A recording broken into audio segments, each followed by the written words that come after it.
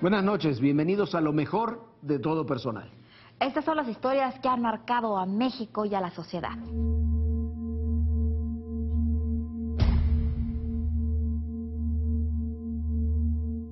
Saben que si transitan por la 2 y por la 85 desaparecen, se esfuman, así sin que se vuelva a saber más de ellos. Los que saben evitan pasar por el Triángulo de las Bermudas carretero, allá entre Tamaulipas y Nuevo León. Hasta septiembre de 2011, las autoridades contabilizaron 4.832 personas desaparecidas. Sí, en esas carreteras se concentraba la tercera parte de las 15.171 denuncias nacionales. Las autoridades de ambos estados y el propio gobierno federal reconocieron la alta peligrosidad de la zona para quienes viajan en vehículos privados o del servicio público. Pero decenas, cientos, miles de personas no supieron que serían secuestrados y literalmente borrados del mapa al transitar por las carreteras 2 y 85, de acuerdo con información pública en distintos medios. Dichas vías van de Monterrey y Sabinas Hidalgo, Nuevo León, a Reynosa y Nuevo Laredo, Tamaulipas. Desde hace más de 6 años, en esa zona integrantes del crimen organizado han efectuado la desaparición sistemática de personas, según ha documentado el gobierno federal. Las autoridades atribuyen estos secuestros a la disputa que hay entre el Cártel del Golfo y los Zetas. En 2012, el gobierno federal comenzó a actuar más con la colaboración de la PGR en la identificación de cadáveres por el hallazgo de fosas clandestinas en Durango y en Tamaulipas desde 2010. De acuerdo con información reciente de la Secretaría de Marina, en distintos puntos de las carreteras 2 y 85, y solo por algunos minutos, los delincuentes colocan sus propios retenes para secuestrar y posteriormente desaparecer a sus víctimas. Saben que las fuerzas federales han instalado operativos de vigilancia de forma permanente. La llamada Frontera Chica en Tamaulipas, integrada por municipios de Gustavo Díaz Ordaz, Camargo, Miguel Alemán, Guerrero y Río Bravo, es el Triángulo de las Bermudas de sicarios que lo usan para esfumar a decenas de personas junto con sus vehículos y pertenencias. De 2006 a 2010, las autoridades federales registraron 4.000 personas desaparecidas en estos dos estados. 80% ocurrieron en 2010 y la mayoría en el llamado Triángulo de las Bermudas. Los estados con mayores reportes de desaparecidos en estos 5 años, detrás de Tamaulipas y Nuevo León, son Baja California, Durango, Coahuila, Chihuahua, Guerrero, Michoacán, Morelia, México y Oaxaca. Dichas estadísticas se realizaron con base en los reportes enviados por las Procuradurías de Justicia de los estados a diversas dependencias federales. De acuerdo con los testimonios de familiares de desaparecidos, las investigaciones simplemente no avanzan.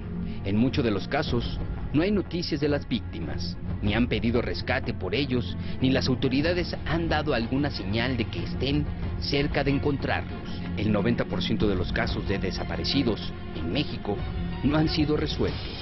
Tan solo en Tamaulipas y Nuevo León, hasta septiembre de 2011, la Secretaría de la Defensa registró 1.700 desaparecidos, según un informe de la organización Ciudadanos en Apoyo a los Derechos Humanos. Los familiares de las víctimas lograron establecer la hora aproximada y el lugar en que sus seres queridos fueron privados de la libertad. También han conseguido fijar información que las autoridades no consiguen. Pese a ello, muchas familias aún llaman a la PGR en busca de sus seres queridos que fueron desaparecidos. Ahí está la historia de Mario Atilano Guerrero Ramírez, quien desapareció el 22 de julio de 2010 junto con 6 personas más en el municipio de Miguel Alemán, Tamaulipas. Sus familiares sospechan que sicarios lo secuestraron de Grúas Guerra, negocio del que es accionista y ofrece servicios a dependencias federales. Desde ese entonces, nada se sabe de él, ni de las otras 6 personas. Los captores no se han comunicado con su familia y esta aún lo busca.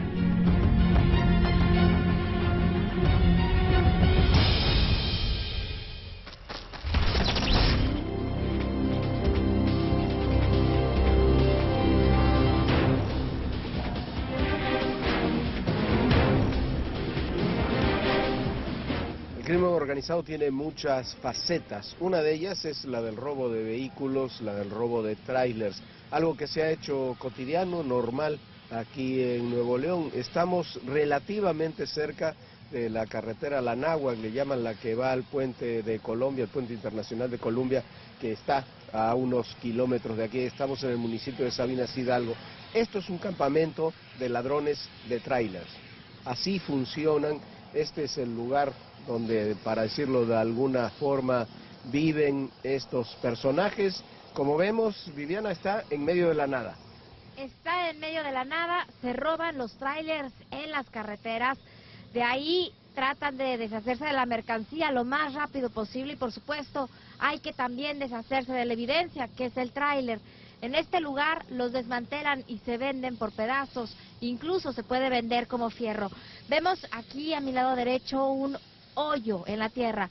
¿Para qué sirve este hoyo? Bueno, estamos hablando de que estamos en medio de la nada y es en donde estos delincuentes almacenan el agua para poder soportar sus jornadas de trabajo. Sí, en este lugar, vamos a ir hacia aquí, hacia la izquierda. Va a ver usted, hay varios lugares como este que le estamos mostrando ahora, donde se muestra cómo se van desmantelando esos trailers. A veces se venden sus autopartes, digamos, hay otras donde simplemente se desmantelan y, como decía Viviana, se venden por fierro viejo. Este es un campamento que fue descubierto esta madrugada. Uno de las personas que le habían robado el tráiler lo logró ubicar y en la madrugada de hoy llegaron las fuerzas federales a este lugar. Así es como van quedando los tráilers. Hay varios lugares aquí en los alrededores donde se encuentra este mismo escenario, Viviana. Ya se puede imaginar usted cómo ha quedado este tráiler, así se desaparecen miles de tráilers en este país. Ya muy difícil de poder identificar, pero lo más valioso, no lo podemos olvidar, es la mercancía que traen estos automóviles. Estos trailers, sí, la mercancía se descarga en otro lugar.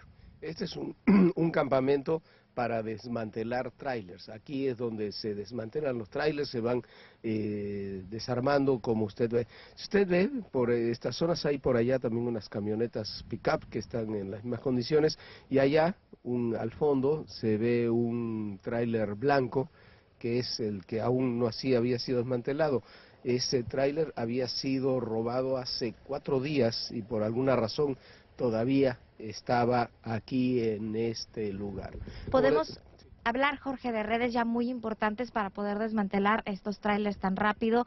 Todavía no se sabe exactamente cuántos trailers se han desmantelado en este lugar, pero se sabe y se tiene información que este no es el único lugar para desmantelar este tipo de vehículos. Hay muchos lugares, aquí vemos, por ejemplo, en Nuevo León, que están perdidos en medio de la nada y donde es fácil poder hacer y llevar a cabo este tipo de negocios. Sí, la gente se pregunta por qué en ocasiones es tan difícil cuidar la seguridad de algunas carreteras en estas zonas. Lo cierto es que se montan campamentos como estos que sirven para el robo de tráiler, pero también sirven para muchas otras cosas, y como estos campamentos hay en esta región varios. Sirven para el robo de tráiler, sirven para el robo de automóviles de lujo, sirven para otro tipo de actividades. Aquí se concentran entonces criminales que parten hacia las carreteras por las brechas y regresan.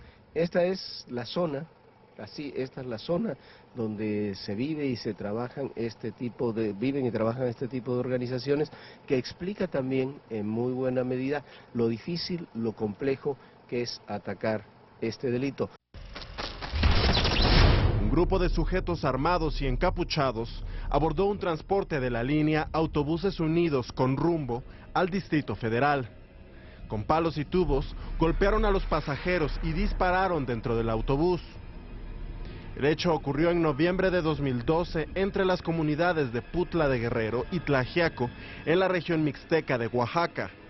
A todos los despojaron de sus pertenencias y lesionaron de gravedad a 7 pasajeros. De acuerdo con información de la Subprocuraduría de Justicia de la zona, el asalto ocurrió en el paraje Puente de Fierro. Las investigaciones iniciaron a la medianoche del 21 de noviembre de 2012. Se supo entonces que una de las víctimas era el hermano del presidente municipal de El Osochitlán de Flores Magón.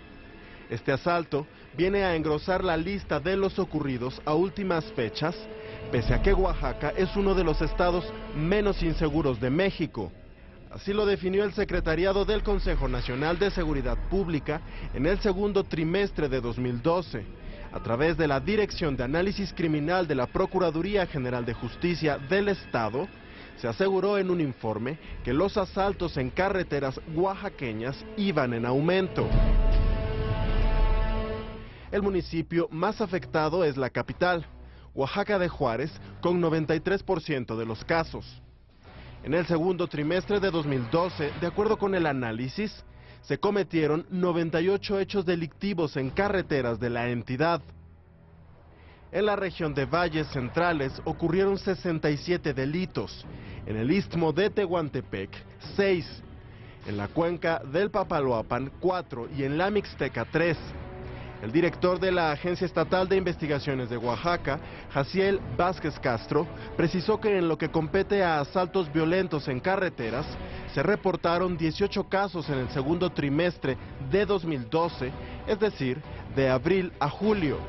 El último caso reportado fue el que ocurrió en la carretera Pinotepa Nacional Oaxaca, cuando los pasajeros de un autobús de la línea Cristóbal Colón fueron despojados de sus pertenencias por los integrantes de una banda local que obligó a detener el curso de la unidad de pasaje. El secretario de Seguridad Pública Estatal, Marco Tulio López, rechazó que los involucrados en estos hechos delictivos sean miembros del crimen organizado y detalló que se trata solamente de miembros de bandas locales de delincuentes. Para Tulio López, la zona más peligrosa por el número de asaltos carreteros es la que está ubicada entre el tramo Villa Putla Guerrero-Tlaxiaco, donde se ha logrado la detención en los últimos meses de gavillas de hombres armados con ropa camuflajeada. El mando adelantó que la policía estatal podría realizar patrullajes de acompañamientos a los autobuses turísticos que crucen por las zonas consideradas de alto riesgo. Tendremos elementos desplegados de las 3 divisiones básicas de la policía, trabajando en las labores de vigilancia de carreteras estatales y federales. Dicen que los traileros conocen las carreteras, por dónde pasar para evitar algún asalto o hacer más corto el trayecto. Ahora, sin embargo, parece que no pueden evitar las rutas del miedo.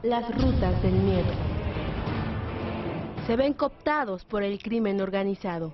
De acuerdo con la Asociación Nacional de Transporte Privado y la Cámara Nacional Autotransporte de Carga, la ruta más peligrosa para los transportistas es la que viene de Durango, cruza Zacatecas y termina en San Luis Potosí y Aguascalientes. En su camino por tierra zacatecana pasa por Río Verde, Fresnillo, Calera, Ciudad de Zacatecas, Guadalupe y Salinas.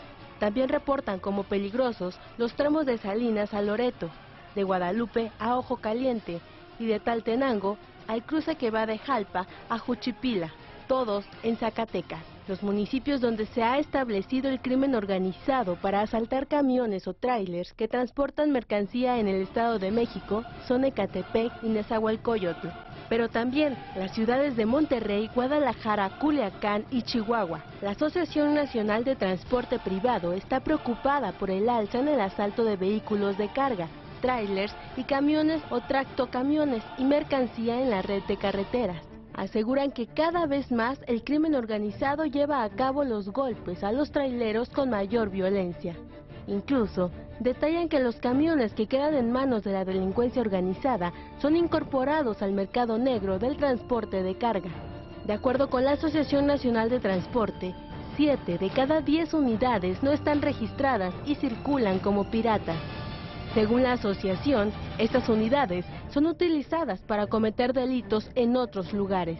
Los que no, son vendidos por partes en comercios establecidos o ilegales y en deshuesaderos. De acuerdo con la Asociación de Transporte Privado, los robos se han incrementado en 44.2% en los últimos 5 años. El número de asaltos pasó de 1.009 vehículos de carga en el primer cuatrimestre de 2008 a 1.455 unidades en el mismo periodo de 2012. Las unidades más robadas, de acuerdo con la asociación, son los tractocamiones, con 61%.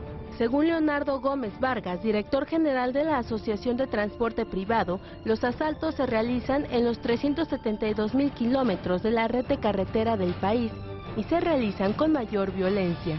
Explica que hay casos en los que se detiene al operador y se llevan la unidad. Dice que al conductor, si bien le va, lo atan y abandonan en la carretera. Otras veces lo golpean. Incluso afirma, ha habido casos en que los asesinan. La Secretaría de Comunicaciones y Transportes tiene una lista desde abril de 2011 de las carreteras más peligrosas del país. Van desde mal señaladas, curvas incorrectas y defectos en el pavimento, hasta la inseguridad en ellas. De acuerdo con la Secretaría, eran 49 puntos los considerados como tramos inseguros. Las entidades que presentan más problemas son Baja California Sur, Chiapas, Guanajuato, Hidalgo, Jalisco, Michoacán, Nayarit, Nuevo León, Oaxaca, Querétaro, San Luis Potosí, Sinaloa, Sonora, Tamaulipas, Veracruz, Yucatán y Zacatecas.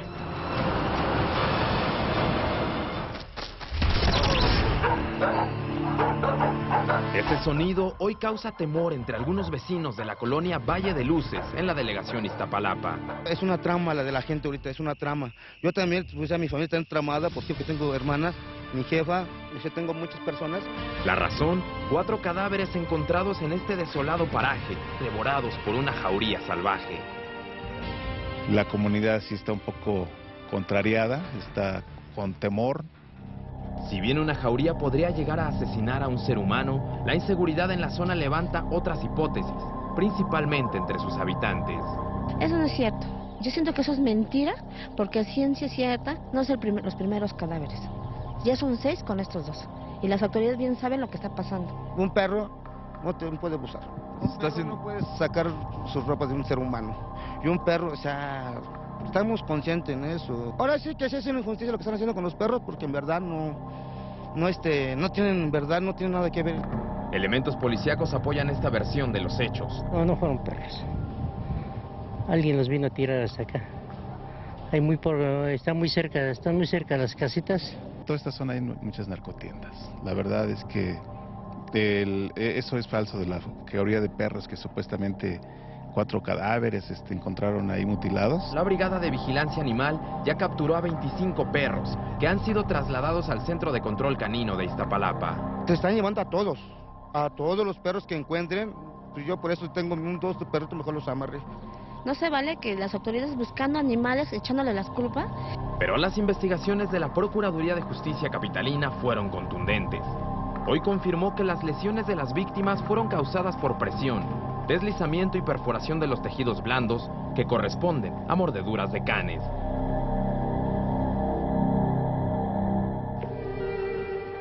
Pero mientras las investigaciones en torno a estos perros asesinos siguen su curso, otros son víctimas de la delincuencia. Sí, en la Ciudad de México, el robo de mascotas es cada vez más común y muy poco castigado. Se da de forma violenta y con engaños. Ocurre en lugares públicos como parques y fuentes, principalmente de las delegaciones Benito Juárez y Cuauhtémoc. Ocurre cuando uno se descuida o mediante la utilización de la violencia. Por lo regular operan entre 2 y 3 delincuentes. Uno amenaza con un arma al dueño del perro, otro corta la cuerda o collar de la mascota, y un tercero aguarda en algún vehículo estacionado estratégicamente. En el parque hundido ubicado en la delegación Benito Juárez, hay carteles que alertan de los ladrones, pues en los últimos 6 meses han despojado de manera violenta a 2 personas de sus perros. La modalidad puede ser otra. En varias ocasiones aparecen personas que supuestamente se dedican a pasear perros y que después aducen que se les escapan.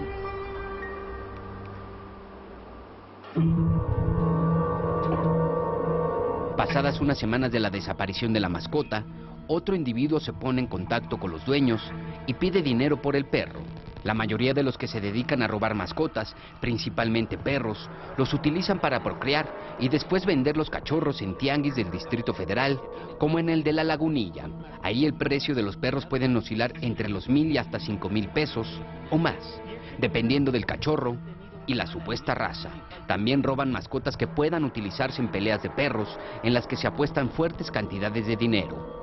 Las peleas se hacen en bodegas, azoteas e incluso en terrenos abandonados, principalmente en colonias marginadas o que se localizan en las periferias de la ciudad. En 2 años, y en 2012, solo 44 personas han sido detenidas. 19 han sido consignadas por robar mascotas. Según las cifras de la Procuraduría Capitalina, de enero de 2010 a febrero de 2012, se iniciaron 192 denuncias por este delito. La mayor incidencia se da en las delegaciones Cuauhtémoc, Coyoacán, Tlalpan, Benito Juárez y Miguel Hidalgo, aunque se tienen reportes de las 16 demarcaciones de la Ciudad de México. Hasta febrero de 2012 se habían iniciado 17 indagatorias con únicamente 3 probables responsables detenidos, según informa la Procuraduría Capitalina. De acuerdo con la Fundación Altarriba, dedicada a la protección de canes, los delincuentes que hacen del perro un negocio no actúan solos. Por lo regular son 2 personas que llevan a cabo el ilícito y en ocasiones utilizan a niños. La Fundación Altarriba establece que en muchas ocasiones los ladrones estudian a los dueños de los perros y el comportamiento de su mascota. En todo momento hay un vehículo aguardando. Cuando los perros van sueltos, aprovechan algún objetivo o vegetación que lo tape de la vista del dueño para robarlo. Según los testimonios, también utilizan hembras en celo. Cuando los perros andan sueltos, muchos acuden a la hembra controlada por los ladrones y son cazados con un lazo en cuanto desaparecen de la vista del dueño. Algo similar pasa cuando se deja atado al animal en la calle para entrar a un establecimiento comercial o cuando se deja en el auto. La mayoría de los perros que se roban son de razas pequeñas.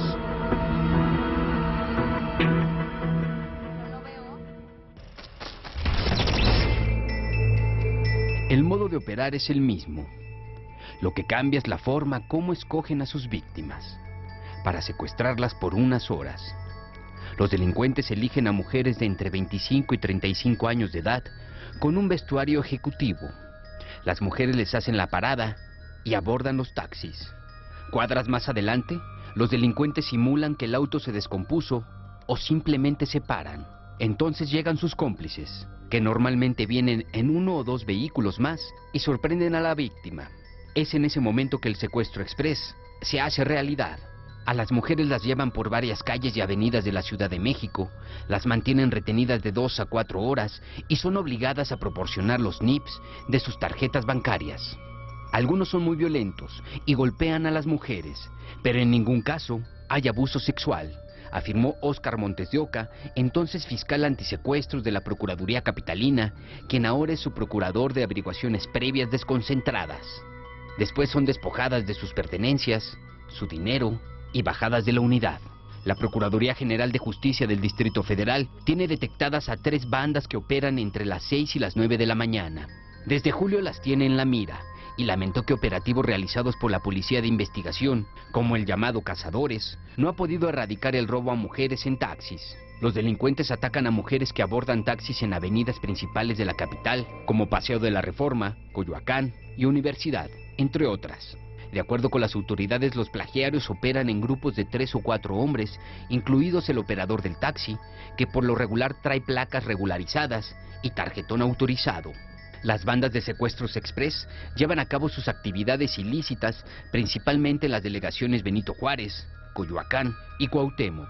Según la Procuraduría, de 100% de secuestros express cometidos en el Distrito Federal, 70% son contra mujeres y aumentaron a partir de abril de 2012. En mayo, la dependencia informó que los delitos por los que más arraiga el Ministerio Público Local son el secuestro y el secuestro express con 404 casos. Le siguen el robo con 377 casos y 216 más por delitos como abuso de autoridad, abuso de confianza, administración fraudulenta, extorsión o falsedad de declaraciones. Ante esto, la Procuraduría Capitalina dio a conocer que los delitos cometidos contra las mujeres quedarán documentados en un registro público con el fin de definir las políticas para prevenir ilícitos y agilizar la justicia. Este registro incluirá la clasificación de los hechos, el lugar, su tipología, características de la víctima y su agresor, móviles, diligencias, dificultades para su práctica, así como los índices de incidencia y reincidencia.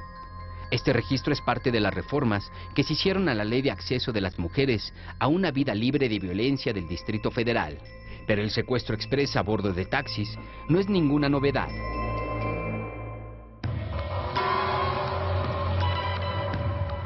Inés es una víctima más. Ella es una joven diseñadora que vivió, junto con su amiga, una noche de terror en abril de 2009.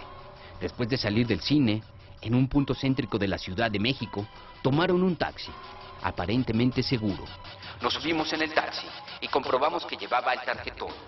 En una esquina, de pronto, se subieron dos hombres que estaban compinchados con el taxista. Empezaron los gritos, los golpes, los tocamientos y el pánico. Nos taparon los ojos. Uno llevaba una pistola, otro un destornillador. Como no llevábamos dinero, nos dijeron que algo tendríamos que dar a cambio. Como ellas la sufrió Vanessa, instructora de aeróbics de 36 años, en abril de 2011. La secuestraron de madrugada cuando se dirigía a dar clases. Aunque se suele mover en bicicleta, ese día tenía mucha prisa y se arriesgó a tomar un taxi en la calle. Cuando había recorrido 2 kilómetros, se subieron dos tipos, uno de copiloto y otro con ella en el asiento trasero. Pensé que me iban a violar. De repente me sentí como una niña desválida, muerta de miedo. Al pasar por un puente quise abrir la puerta y saltar. Preferí morir que quedarme a merced de esa gente. Ninguna de las dos víctimas ni la amiga denunciaron el delito con la policía. Ambas tenían motivos para sospechar que se trató de policías encubiertos. Muy buenas noches, muchas gracias por habernos acompañado y esto fue lo mejor de Todo Personal. Buenas noches, Jorge. Buenas noches, Viviana, y recuerden, el poder en la política, todo, absolutamente todo, es personal. Gracias. En el café de la mañana, la canción de la semana, que muchas veces me emociona.